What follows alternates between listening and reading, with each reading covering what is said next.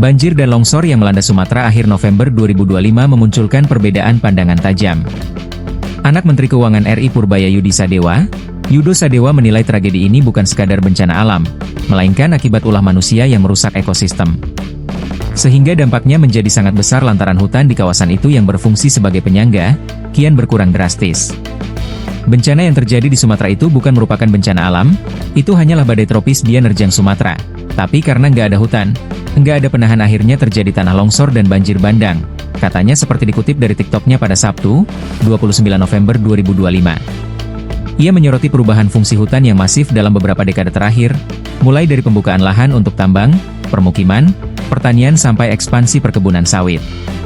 Ini disebabkan karena pohonnya itu hutan itu ditebangin, diganti tambang, diganti perumahan, diganti pertanian dan diganti oleh sawit.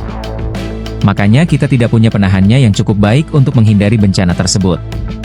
Selain itu, kondisi ini diperparah dengan pemanasan global yang terjadi saat ini. Nah, ini juga disebabkan dari pemanasan global. Kenapa? Karena tidak mungkin siklon tropis itu terbentuk di dekat Khatulistiwa, dan siklon ini terbentuk di Pulau Sumatera which is dekat Khatulistiwa, pungkasnya.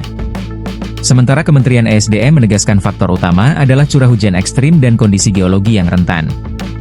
Banjir dan longsor melanda Sumatera pada akhir November 2025, tepatnya mulai Rabu 26 November hingga Sabtu 29 November 2025. Dampaknya sangat besar, di mana lebih dari 303 orang meninggal dunia, 279 hilang, dan lebih dari 50.000 jiwa mengungsi. Infrastruktur rusak parah, termasuk jembatan, rumah, jalan, serta jaringan listrik dan komunikasi di Aceh, Sumatera Utara, dan Sumatera Barat. Banjir ini disebut sebagai salah satu tragedi hidrometeorologi terbesar di Sumatera dalam beberapa tahun terakhir. Faktor manusia, deforestasi, tata ruang lemah, disebut memperburuk dampak, sehingga bukan sekadar bencana alam. Pandangan serupa dengan ESDM juga disampaikan Kepala Badan Meteorologi Badan Meteorologi, Klimatologi, dan Geofisika, BMKG, Teguh Faisal Fathani. Menurutnya, Badan Meteorologi, Klimatologi, dan Geofisika, BMKG, menganalisis perkembangan signifikan bibit siklon tropis 95B yang teridentifikasi sejak 21 November 2025 di perairan timur Aceh, Selat Malaka. Analisis tersebut menunjukkan bahwa 95B meningkatkan intensitas dan memicu potensi cuaca ekstrim berupa hujan lebat hingga ekstrim serta angin kencang di wilayah Aceh, Sumatera Utara, Sumatera Barat, Riau dan sekitarnya. Saat ini, BMKG juga mendeteksi keberadaan mesosiklon konvektif kompleks, Mesoschale Convective Complex (MCC), di Samudra Hindia Barat Sumatera, yang berpotensi memicu bencana susulan.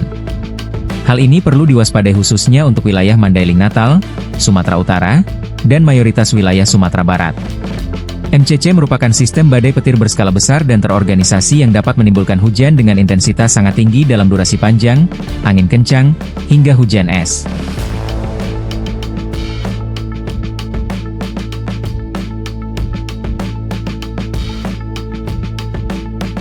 Download Tribun X sekarang, menghadirkan lokal menjadi Indonesia.